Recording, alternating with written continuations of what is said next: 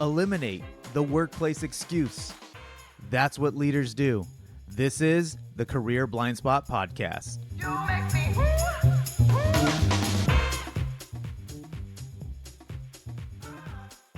Courtney, today's CBQ, why are there white Christmas trees in our bedroom and the kids?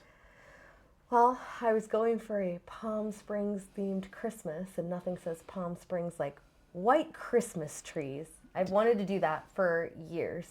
When we had kids, I decided I was going to do that. And this year, now it's Cora's first holiday season, we all got trees. Okay, so why did having kids finally kind of get you over the hump? Because I didn't want just one. We've had the bedrooms, we just haven't had the kids. We didn't have the kids. It makes it more fun. They get to decorate their own trees at some point. Right now, Conan's tree is decked out in dinosaurs and only red Christmas balls, because only red needs to be He's on got that a tree. red hat. He's got a red thing. No. So originally I was going to I'll red everything. Half jokingly ask you, do you believe in God? But then tease another episode. But, it's Christmas next week, and we've been, I wouldn't say hit or miss, but up and down when it comes to celebrating. We've been 10 years in this house. 10 years ago, actually, a couple weeks ago was our 10-year anniversary in this house, and we barely had any furniture that wasn't from a trash can. That's not a joke. And we still had our first Christmas. Didn't we make tables out of moving boxes we threw tablecloths on? Yeah, we had it was fun. Yeah, it was before DIY really blew up. I don't know, maybe. But my point being that we had a Christmas Eve party because it was a big deal to you. Yes. And it was really good. But before we get into the later, because we're not having it this year, why was it a big deal to you? It was a big deal because my grandma hosted it my entire childhood, and it was the first time that I had gone to a party where I was involved, because she let me count numbers of people that were there so they could play White Elephant, and then hand out the White Elephant ticket numbers and a little hat. And for those who don't know what White Elephant is, depending on where you're from, it's where you bring a gift. There's usually $1 limit, like $10, $20, $50. And then you wrap it. People don't know what it is except for you. But then you do a game where you get the present, open in front of everyone. People can steal it. It's fun. It's just an excuse to. Yeah. It's capitalism at its finest. And it's a great way to re-gift. Yeah, and so we did that a couple years. And in the last 10 years, outside of the pandemic and stuff, we had, 7 or 8? Yeah. And 4 of them were really awesome. And the others, maybe not terrible, but they were a lot of work for oh, that's it and it's over. Yeah. And so this is not Christmas. Actually, if anything, it's why wait till Christmas? One, Courtney is very, I don't want to say you have good taste. I mean, you do have good taste, but you're creative. Obviously, You'll just, thank you for that. Yeah. But you'll do funky stuff. And I don't love all of it. Oh, yeah, no, it's not your aesthetic, but I love that you love that I love it. But in the same way of decorating, or people wait, once a year, maybe a birthday, to get gifts. And I have been a butthead and be I don't want gifts, or I don't tell people it's my birthday. And yeah, we talked about that. You heard it here first. He's admitting that he's been a butthead. Go ahead. Been? Still am. But because it was a year ago, we decided, or I was no Christmas Eve party. Yeah. And it's not so much the party, it's the effort that goes into, anyone who's thrown and hosted, and people don't help you put away the dishes and stuff. We feel for you, and Courtney does put a lot into it, but I'm just I don't want to do that. I think last year, being pregnant while I was doing it, I was no more. Yeah. I'm too big. And as much as both of us are not very traditional in the classic sense, but also in the assessment, both of us want things to look forward to, which AKA are traditions, but we don't want to be beholden to traditions that feel like obligations, and yet we do want traditions. So it's we're being brats, if you will. No, that's our dog. He says hello. Both of us, I wouldn't say are being brats. Well, I guess. We like to make our own traditions is what it is. We don't want to just do the same thing because everybody else does it, but we do want to have our own traditions that actually mean something to us. But I think that it's the intention, it's the thought that counts. But I think even people who do like traditions often feel obligated. Right. You do want to be around your family or go to church or whatever it is. But I'm doing this, or we're doing this episode, I wanted to put this out the week because it's At least when you're an adult. When you're a kid, you got to do what your parents say to a degree. To a degree. But also participating. That was a Yes. memory you've had for a long time. Yes.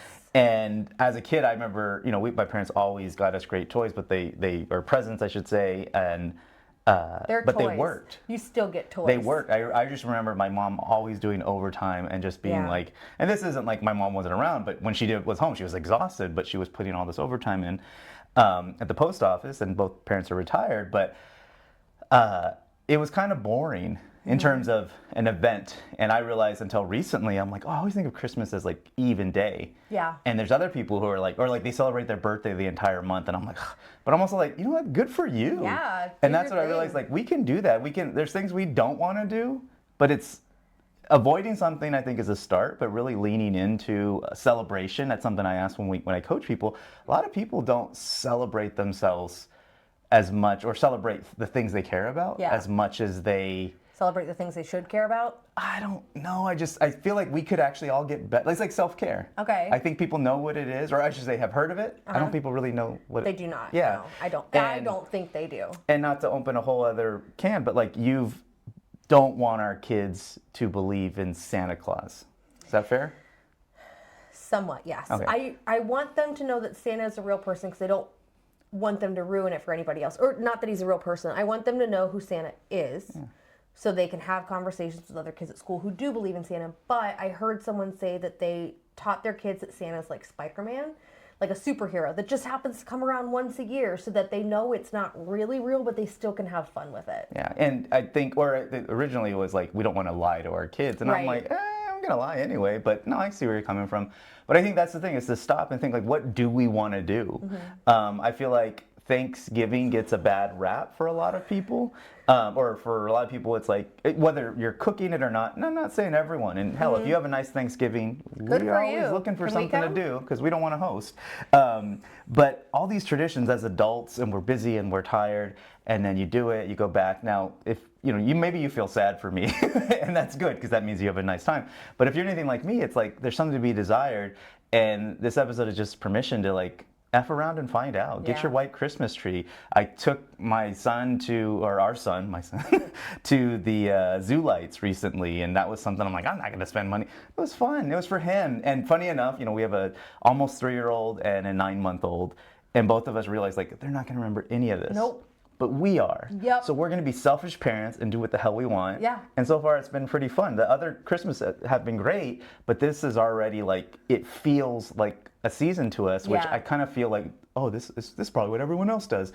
But I don't think so. I think a lot of us are busy working. We get off. We have, lucky to have a day or two off. More smarter, or at least wiser companies are giving the whole week off between the holiday. But it's going to be over before you know it. The question is, were you present for all of it? And that's a big part of, were you intentional? So call to action, any holiday advice, not just Christmas. Kwanzaa shout out, Hanukkah, is it over already? I don't know. No, I think it's still going on right now. And even New Year's, we don't usually do anything for New Year's. Even on my club and nightlife days, I never went out on New Year's, and we're actually going to do something that Courtney New Year's Eve Volin told me to do, which I'm looking forward to. Hey, it is from 9 a.m. until noon on New Year's Eve, and then we're done. So holiday call to action. Oh, holiday call to action. If you have kids, ask them what they would add on to one of your ideas. I'm taking Conan sock skating today, and I said, what else would you like to do? And he said donuts, so we're getting donuts. But what if you don't have kids? Because you ask your inner child, what would you like? I mean, your older self waited until you had kids. I would imagine a lot of people either don't have little kids, but like, what would you, in general, yeah, make your own traditions. Like, I'm so thankful that we went out of town for Thanksgiving, because it was what we wanted to do, and it made us happy, and it was really nice. Yeah, I think that's experiment. Like Courtney said we're always going to do this, and I'm like, okay. Not to the same spot, but like, we're always going to run away. As kids get older, they don't eat for free, or their ticket, and so I'm like, do I really want to go see Lights? I don't know. My point is, try it. What was that? It was the alien inside of me. But try it, but also things are going to change. Mm-hmm. When our kids hate us in 10 years, we might not want them in the house. Speak for yourself. I want me an angsty teen slamming doors. No, you don't. No, you don't. I do. Stop lying about that. I do. No, you don't. I want to laugh behind your back. We're going to play this episode for her when she's crying because our kids don't like her. We'll see you for the next one. Merry Christmas. I make this show for leaders, those who don't point fingers, but point towards ways they can do better at work. My ask for listening is you share the show on social and or with other leaders, established or aspiring. Until then, no talent, no culture, no excuses.